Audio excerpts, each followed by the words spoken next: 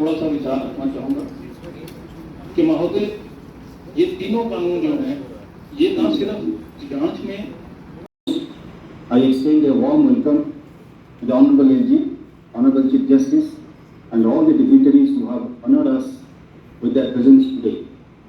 Your support and involvement are invaluable, and we are truly grateful for your participation in today's very important event.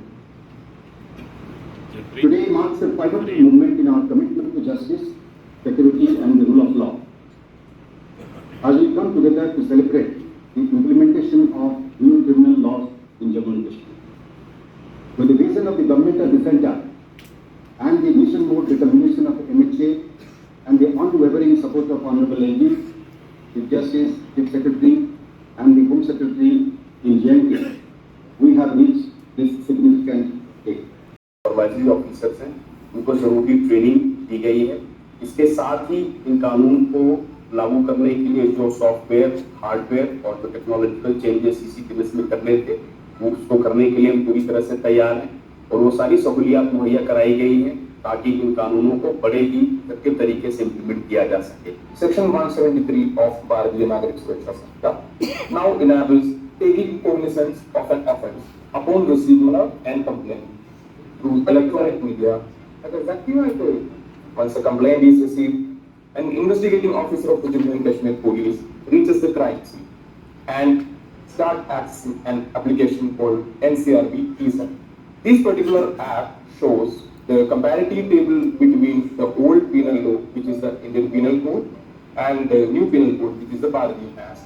In order to implement these two provisions in its spirit, J&K Police is now using an app called eSaksha. So, when an investigating officer goes to the scene of crime, he starts his camera, record all the video, audio proceedings of the events that is happening there, generate a particular hashtag. He goes back to his police station, opens his CCTNS app, and through the link provided in the CCTNS app, he uploads the file to a secure government cloud store.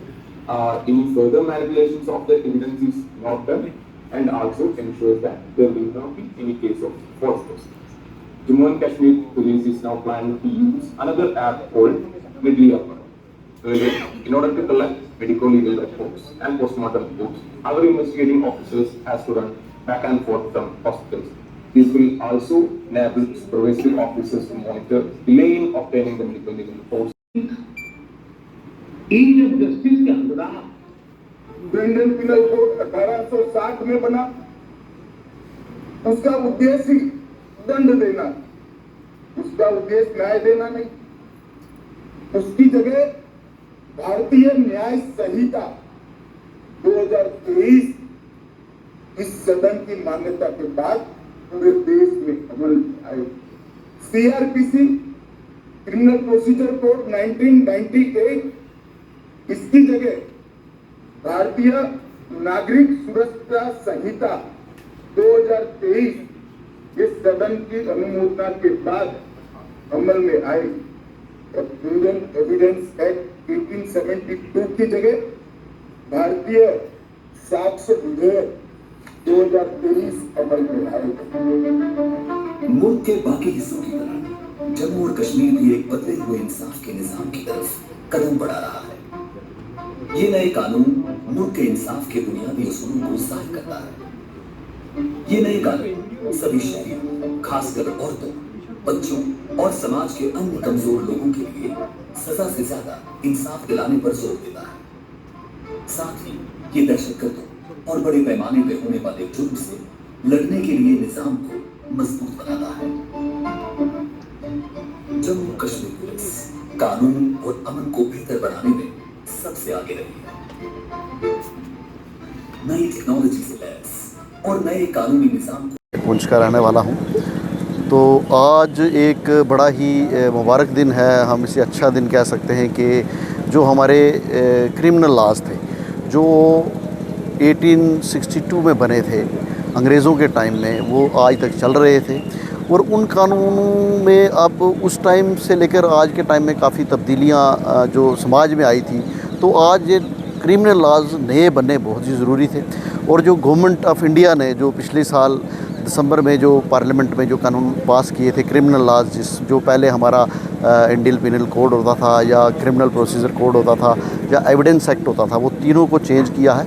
उसकी जगह भारतीय न्याय संहिता, भारतीय नागरिक सुरक्षा संहिता और भारतीय साक्ष्य अधिनियम, ये तीनों कानून लाए हैं। और ये कानून आज के समय के लिए बहुत ही उपयोगी थे, क्योंकि पुराने कानूनों में जो अपराधी थे वो समझ गए थे कि उनको किस तरह से बचना है, किस तरह से क्या करना है। और उस टाइम में जो पनिशमेंट थी या और भी बहुत सारे खासकर महिलाओं और बच्चों के लिए जो कानून थे वो बड़े लिबरल थे।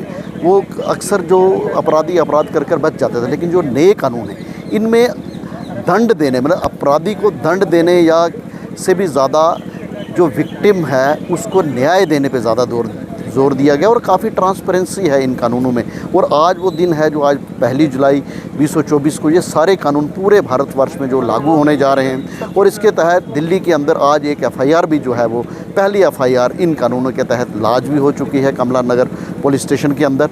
तो ये कानून मैं यही कहूँगा आने वाले वक्त में जो हमारे इस मुल्क में, इस भारतवर्ष में क्राइम को कम करने में काफ़ी हद तक जो है वो कारगर रहे।